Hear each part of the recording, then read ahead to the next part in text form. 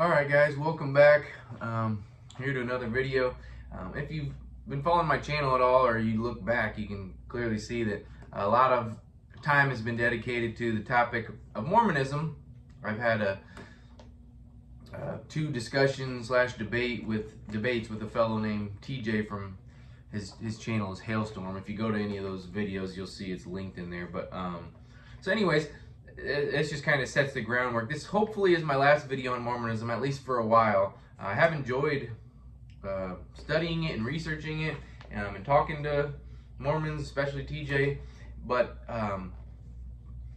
in doing so, in preparing for those discussions with him, and in my even lead up to my meeting of TJ, right? I met TJ in a comment section or of a video because I was studying it and researching it at that time, and then we said, hey, how about we just talk? So I've prepared a lot. I've watched a lot of Mormon apologetics. I've read a lot of Mormon apologetics, and so I've watched who I think are their sort of top guys, and maybe not all of them, obviously. You only have so much time, but I've tried to do a good job of studying Mormon apologetics so I could sort of get their best answers and responses to things.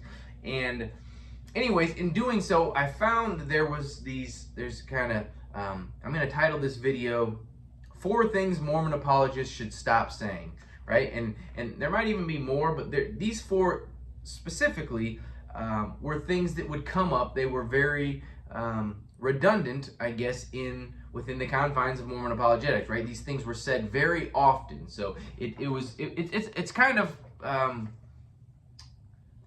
a culturally unique thing to Mormon apologetics, right? I don't hear these sorts of things. I'm sure they arise at certain times from other religions and stuff, but within Mormonism, these things are stated very, very often, right? They're popular things that Mormon apologists say, and I think these things are unhelpful to furthering the dialogue, right, between specifically Mormons and Christians, right? I think these serve as barriers to us arriving at truth or finding any sort of common ground. And I believe Mormon apologists are sincere. I believe they're genuine. And so I think if that's the case, which I think that it is, and I think that I am, right? I think that we agree that truth is good, right? We want to arrive, we want to arrive at what is true? What is the true religion, right? Where has God truly revealed himself? And so I think we agree on that point. And I think if we agree on that point, we would want to do away with any sort of barriers or any sort of things that come between that goal. And so, as the kids say, I keep the same energy with Christians who are operating on any sort of faulty arguments or things that I'm going to get into here. I would make the same criticism of them. But these 4 things are 4 things that I would see commonly come up and over multiple different channels and different names and different people. And so I think that if Mormon apologists would get rid of these 4 things, stop saying these 4 things, it would help the conversation moving forward. And so without further ado, the first one here is this idea of calling any argument some old recycled trope, right? There's sort of, whenever an argument is brought up, oftentimes Mormon apologists, first thing they say is, oh, these old recycled tropes, these 100-year-old arguments that have been dealt with forever. Okay. Talking about the length of time of which an argument has been around is wholly irrelevant to the validity of the argument, right? We want to assess arguments based on their own merits, right? Based on their reasons, their premises, their conclusions.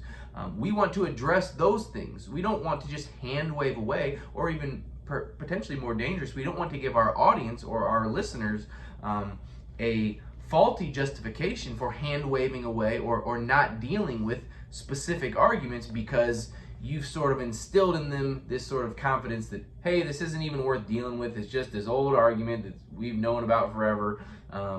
Therefore, you don't even have to deal with it, right? Let's just address the argument itself. Let's just address its merits. Calling it old and recycled is irrelevant, right? To its how good it is, right? And quickly, actually, if you think about this, this actually cuts in the other direction. Good arguments are the arguments that stand the test of time, right? A good argument lasts, right? It hangs around because there's some merit to it, right? People find it convincing. People find it persuasive. And now you might be saying, okay, well, what about all the arguments against theism and Christianity? So are those good arguments? And I would say, in some ways, yes, right? To say an argument is a good argument doesn't mean that you're granting that the argument is successful or granting that the argument achieves what it was, what it set out to do. It just means that there's some reasonableness to it, right? There's some merit to it. An example of that would be the problem of evil, right? The problem of evil has been an objection towards Christianity and towards just a good God in general since the beginning of time. And although I think that it's unsuccessful, right? I found that by thinking through it, not by having somebody tell me that it was old. I found that it was unsuccessful by considering its merits and considering the alternatives. And I think that's what we would hope for people to do, right? To arrive at good conclusions through good reasons, not just telling people that it's old, therefore it's bad.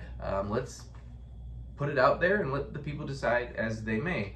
And so, yeah, anyways, that's the first one. Let's move on to the second one. The second one is calling those who disagree with you or those who offer criticisms against Mormonism as anti-Mormon, right?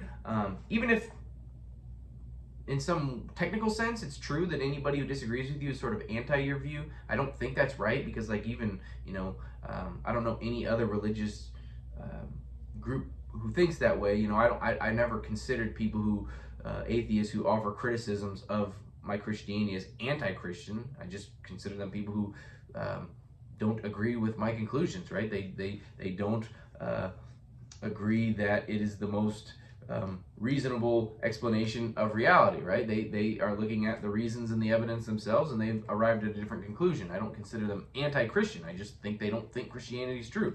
And so that just seems like a healthier way of dealing with this, because when you set the table for, we're Mormons and they're anti-Mormons, whether you're doing this purposely or not, you're setting this sort of us versus them mentality, right? The insiders versus the outsiders, right? You're poisoning the well, right? Both of these first two things are instances of poisoning the well. Whether it's purposeful or not, I don't know, but it's not helpful, right?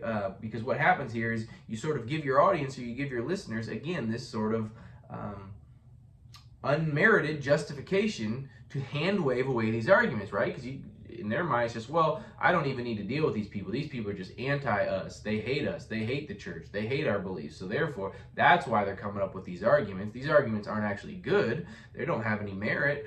It's just that they don't like us, and so there's the motivation, right? And so you're judging a argument based on a potential motivation, which is demonstrably and just obviously, self-evidently, not a good way to deal with arguments, right? We need to assess the argument on its own merit. So again, I think this is unhelpful to set the table for this us versus them mentality and calling people anti, because it gives the wrong impression that anybody who disagrees with you or makes a criticism of you is sort of out to get you or against you, when that's not true at all, right? I'm offering these criticisms, and I do so because I think that Mormonism is false. I don't think it's true, but it's not because I have some malice or hatred towards the religion or its people.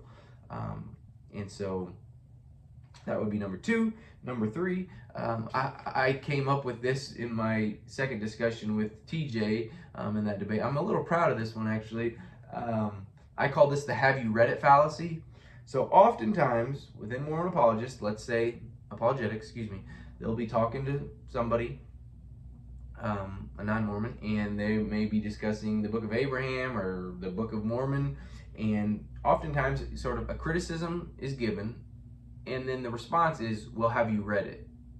And most of the time, like in the case of TJ and I, my answer was no. I wasn't going to lie and try to, and so there's sort of this pause after the no, and I'm not picking on TJ here, I promise. I'm glad that it got brought up in our discussion, because it gave me this opportunity to make this point, because I made it in the point in that video, and now I'm making it in this video. But I've seen it tons of times prior, that's what triggered this. That's how I had that sort of in my mind to say, oh, well, I'm going to call this the have you read it fallacy. And so this idea is, well, if you haven't read the book, therefore you can't make criticisms towards it. And it's, well, that just doesn't follow at all, right? If I'm making a criticism of something specific, whether it's contents in the book or whether specifically, as in my discussion, I was talking about the whether Joseph Smith is a true prophet. And so when I'm doing that, right, when I'm focusing on the origin of the Book of the Book of Mormon, me having read the book is wholly irrelevant to my criticism, right? There's nothing in my argument that depends on whether or not I've read it. Even oftentimes people make criticisms of specific things found in the Book of Mormon, right? Like the lack of archaeological evidence, something like that, just for example. And so that person who offers that criticism does not need to have read the Book of Mormon in its fullness. It just needs to be aware at least of this specific contents to make this criticism. And so again, the problem here, what I see is a criticism is offered, and then somebody will, the Mormon apologist asks, have you read it? And it sort of acts as this gotcha moment, but there isn't really a gotcha to it. But I guess I think the thrust of it is like to make the person maybe look silly, because it's like, oh, they're criticizing, you know, this book that they've never even read. And it's like, okay, maybe there is some on its face value to that like, oh, if somebody's never read the book, they shouldn't criticize it. But it's like, well, if I'm not criticizing the contents therein, rather I'm criticizing, let's say specifically, its origin or how it came to be, then me having read it is totally meaningless, right? I don't need to have read it to offer this criticism. And so I think that this thing needs to be done away with, the have you read it fallacy, because it doesn't actually accomplish anything. It's not an argument. And it doesn't do anything to undermine an argument specifically made about the origin of the Book of Mormon or the Book of Abraham, which is where all of the criticisms are aimed at. The origin. Are these actual divine books? And then we, consider Joseph Smith, and we consider, the things that potentially took place to bring about the book. So you don't need to have read it. So let's drop this have you read it tactic, because it doesn't actually mean anything. Okay, last thing, number 4, saying Christians argue like atheists. So this is also, I've noticed Catholics will do this sometimes too, say Protestants argue like atheists. And so the problem here is that, again, what we're doing, whether intentional or not, you're poisoning the well. And you're poisoning the well by lumping Christians into this boogeyman group of atheists, right? You sort of there's sort of this in-house idea that like atheists are bad, we religious people are good. And so if we can lump the Protestants or lump the Christians with the atheists, then we don't even have to consider these arguments, because these are arguments that are made even by atheists, and atheists are bad, and so atheist arguments are bad. And so it's like all this sort of really bad logical reasoning rolled into one talking point, that Christians argue like atheists. If I make an argument, right, the same argument as Bob the atheist makes, it doesn't matter. It's wholly irrelevant to, again, the merits of the argument. Is the argument good, right? Are the reasons sound? Who makes the argument is irrelevant to its merit. Merit is the $1 million word for this video. But I hope this is clear, right? Some of the times as I'm trying to articulate these points, it's like so self-evidently true and obvious that it's almost kind of hard to argue for it. But the point here is that saying anybody argues like anybody because they make the same argument, right? That's not even the case. It's actually not right to say Christians argue like atheists. It's rather to say the technically true thing would be that the Christian makes the same argument as the atheist, okay? And then what do you have? Nothing. There's nothing. There's no conclusion to draw from that. All that it means is that more than one group of people finds this sort of argument persuasive. So yeah, I was trying to be really succinct, something I'm not great at, and I think I've done that here in this video as best I could. So again, thank you. I don't usually add this little thing at the end, but I would appreciate any comments. I appreciate if you like the video, if you could subscribe. I really do plan to try to put out more content here in the future. And so just thanks for watching, and yeah, let me know what you think. Thanks. Bye.